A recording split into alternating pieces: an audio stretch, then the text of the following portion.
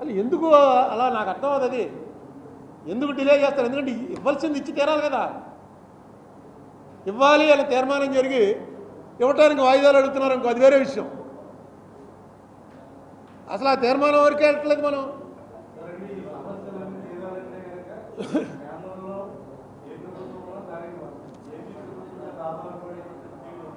చాలా తప్పు అది, అలా తప్పు. కమ్యూనిస్టుల మీద ఆధారపడిన గవర్నమెంట్లు ఉన్నాయా? కమ్యూనిస్టుల మీద 4 సంవత్సరాలు ఆధారపడ్డాం అంతే. యూపీఏ ఫస్ట్లో కమ్యూనిస్ట్ రాష్ట్రాల్లో మన ఎన్నిసార్లు ఎందుకు నెగ్గింది? కమ్యూనిస్ట్ రాష్ట్రాలు ఎన్నేళ్ళు పట్టింది? జ్యోతిబాస్ ఎప్పుడైనా అతని సపోర్ట్తో గవర్నమెంట్లు ఉన్నాయండి? నీకు ఇవి అన్నీ కాన్స్టిట్యూషన్ ఎందుకు? ఇంకా మెజార్టీ వాడికి అంటే డైరెక్ట్గా బూతుల లెక్కను తీసేసి ఏ బూత్లో ఎన్ని ఓట్లు వచ్చో తెలుసు. తక్కువ ఓట్లు వచ్చిన బూతుల వాళ్ళకి అన్ని రాయితీలు ఆప్ చేసేయచ్చు. ఓటైన వాడికి ఎందుకు ఇవ్వాలి?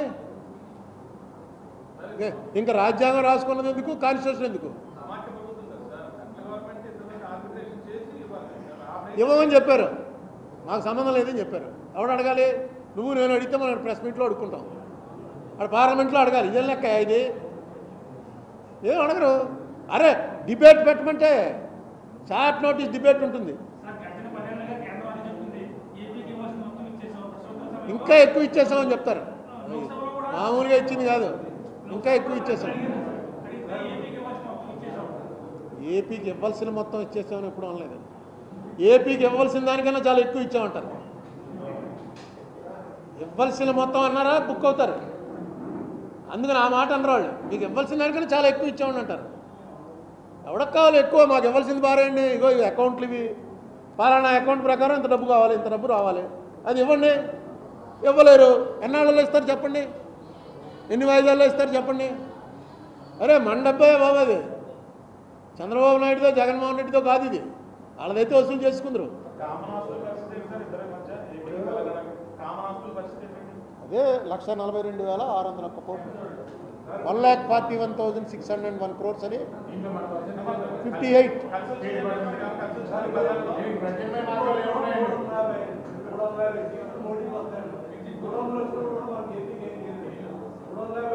నేను ఒక మాట చెప్తున్నాను, మోడీ చేయలేదు, కేసీఆర్ చేయలేదు.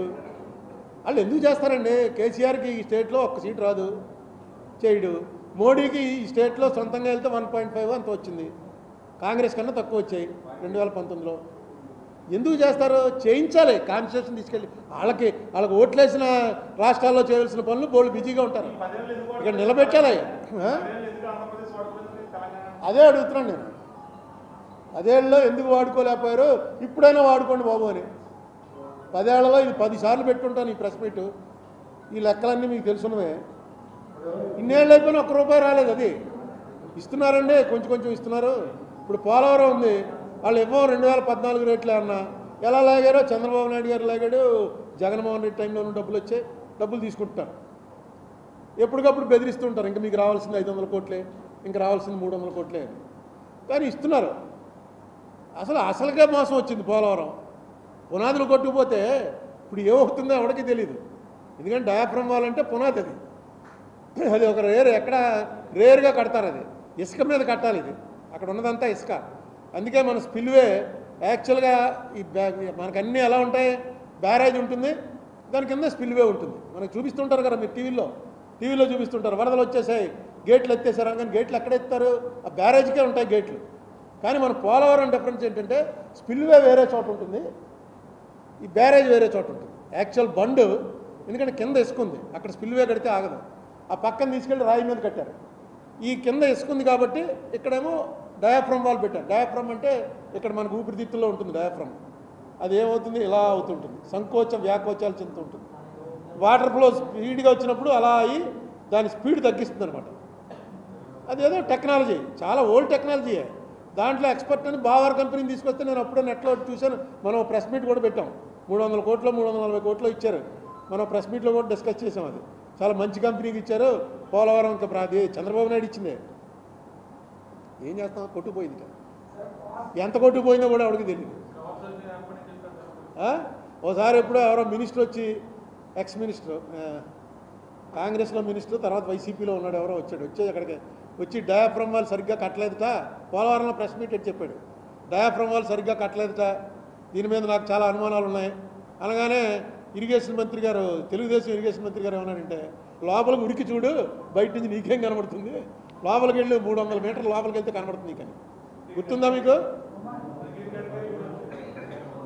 అలా అన్నారు. ఇప్పుడు మనకి ఏం తెలుస్తుంది డయాఫ్రమ్ వాళ్ళు అంటే, ఏదో నెట్లో చూస్తాం, ఓ ఇదా అనుకుంటాం, లోపలికి వెళ్ళి చూస్తామా?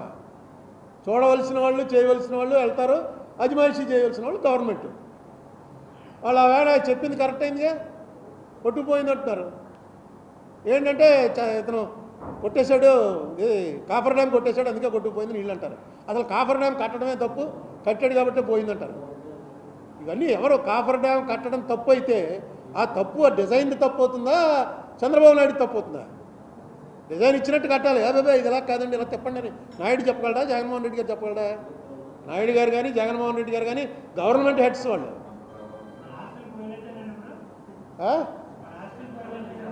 పోయినట్టే నేను ఎందుకంటాను, రావాలనే కోరిక. యాక్ట్ ప్రకారం మందే, అదే కబ్జాలు పెడతారు అలాంటిదే ఇది. యాక్ట్ ప్రకారం మందే, మనం వెళ్ళి తెచ్చుకోలేకపోతున్నాం, మనం బలహీనులం కాబట్టి. స్థిరాస్తులు చరాస్తులు దానికి గైడ్లైన్స్ ఏం పెట్టారంటే, ఇప్పుడు ఆర్టీసీ ఉంది, ఆర్టీసీ ఒక వ్యాపార సంస్థ, అందులో మన అందరి డబ్బులు ఉన్నాయన్నమాట. ఆ వ్యాపార సంస్థలో రాజమండ్రి డిపో ఉంటే రాజమండ్రికి చెందుతుంది, హైదరాబాద్ డిపో హైదరాబాద్ చెందుతుంది. అలా పెట్టి ఉమ్మడిగా ఉన్నటువంటి ఆస్తులు అంటే హెడ్ ఆఫీస్ ఉంది, హెడ్ ఆఫీస్ ఎవరికి చెందుతుంది? చార్మినార్ చౌరస్తాలో ఆర్టీసీ క్రాస్ రోడ్స్, అక్కడ హెడ్ ఆఫీస్ ఉంది, అది 300-400 కోట్లు